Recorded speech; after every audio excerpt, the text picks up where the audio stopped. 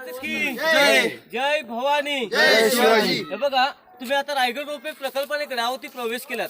तोच रोपेचा हा electric pole दिसतात ना, खालचं टोक दिसतं का खाली, या टोकाला हिरकणीचा बुरुज म्हटलं. तर तुम्हाला सर्वांना ऐकून वगैरे हिरकणीची स्टोरी माहिती असेल. हिरकणीवरती पिक्चर सुद्धा निघालेला आहे. त्यामुळे महाराष्ट्रामध्ये 75% सर्वांना हिरकणीची स्टोरी माहितच झालेली आहे.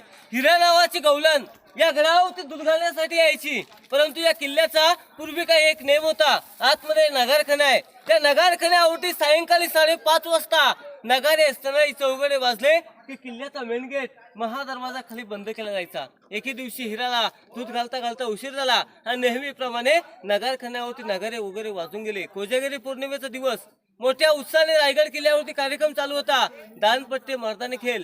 हिरा त्यात मग्न होऊन गेले होती आणि नगारखान्यावरती नगारे वाजून गेले होते. हिराला थोड्या वेळाने जाणवले की नगारखान्यावरती नगारे वाजून गेले असतील, मेन गेट खाली बंद झाला असेल. तरी सुद्धा वरतून 500 पाऱ्या उतरून जाते. सांगोजी कटकर नावाचा सेवक होता. त्याच्यापाशी गेली, हात जोडायला लागली की माझं तानं लेकरू आहे, मला दरवाज्यातून खाली जाऊ द्या. तो काय म्हटला, मला राजांची आज्ञा आहे, मी तुला जाऊन देऊ शकत नाही, परंतु एक माणुसकीच्या नात्यामध्ये तुझी राहण्याची व जेवणाची व्यवस्था करू शकतो. सकाळी पहाटे उठ आणि तू तुझ्या बाळाकडे जा. त्याचं काही ऐकत नाही. पुन्हा 500 पाऱ्या वरती चढते. 100 एकराच्या परिसरामध्ये फिरते. कुठेही मार्ग सुचत नाही. रोप्याच्या पश्चिमेच्या कडेपाशी जाते. हातामध्ये दुधाची किटली चप्पल काढून ठेवते आणि कडाखाली उतरून जाते. परंतु दुसऱ्या दिवशी सांगोजी कटकर ही बातमी राजांपर्यंत पोहोचवतात की हिरा नावाची गवलन ही दरवाजापर्यंत आली होती. आमच्यापाशी येऊन हात जोडत होती, विनवण्या करत होती, माझं ताना लेकरू आहे, मला दरवाज्यातून खाली जाऊ द्या. परंतु राजा ती काय दरवाज्यातून खाली जाण्यासाठी अजून का आलेली नाही. राजे तिला शोधण्यासाठी या किल्ल्यामध्ये 2 सेवक पाठवतात.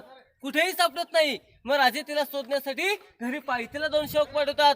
घरी आपल्या तान्या लेकराला दूध पाजत असते. राजे तिला वरती भरलेल्या राज दरबारामध्ये 6000 लोकांमध्ये आणण्याची परवानगी देतात. मनामध्ये भीते, मी राजांची आज्ञा तोडून गेलेले. राजे मला टकमुक टोकावरतून कडेलोट करणार. पण न शिक्षा देता 6000 लोकांमध्ये तिला साडी चोली देऊन प्रेमाने सन्मानित करतात आणि तिच्या मुलाला म्हणतात की वा बहादरा, या इथं दूध पिऊन मोठा हो आणि आमच्या हिंदवी स्वराज्यामध्ये सामील हो. आणि हिराला राजे काय म्हणतात की हिरा, ज्या रात्रीच्या वेळेस ज्या कड्यावरतून तू खाली उतरून गेलीस ना, त्या कड्यावरतून तू मला आता उतरून दाखवशील का. ती रडत्या अवस्थेमध्ये 6000 लोकांमध्ये काय म्हणते की राजा आता शक्य नाही. राजा आता शक्य नाही. कारण का, त्यावेळेस फक्त माझ्या नजरेसमोर माझं तानं लेकरू दिसत होतं. आता एक तर मला कडा दिसत आहे. कडा तासून घेण्यात आला. एक स्त्री त्या कड्यावरतून उतरू शकते तर शत्रू चढूकी उतरू शकतो. बुरुजाला नाव दिलं हिरकणीचा बुरुज. आणि तुम्ही गाडी पार्किंग केलीत ना, त्या गावाला नाव दिलं हिरकणीची वाडी. अशी हिरकणीची स्टोरी आहे. कोपऱ्यामध्ये चौकोनी विटांची खोली दिसते बघा, तुम्ही आता पाहिली. टांगसाल.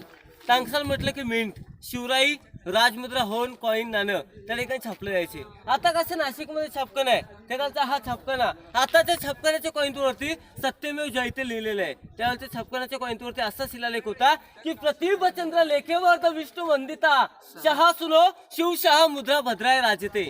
याचा अर्थ असा होतो की प्रतिभेच्या चंद्रकलेप्रमाणे वाढत जाणारे शहाजींचे पुत्र शिवाजी, तसं त्यांचं हिंदवी स्वराज्य प्रतिभेच्या कलेप्रमाणे वाढत जावं, या राजमुद्रेचा अर्थ होतो. ही गोलाकाची बाल्कनी दिसते बघा, राजांची थंड हवा खाण्याची सज्जा गॅलरी म्हटलं तर. ही चौकोनी दगडाची खोली दिसते, गुप्त खलबतखाना, चेंबर फॉर सिक्रेट डिस्कशन. किल्ल्याचे गुप्त चर्चेदार होते बहिर्जी नाईक.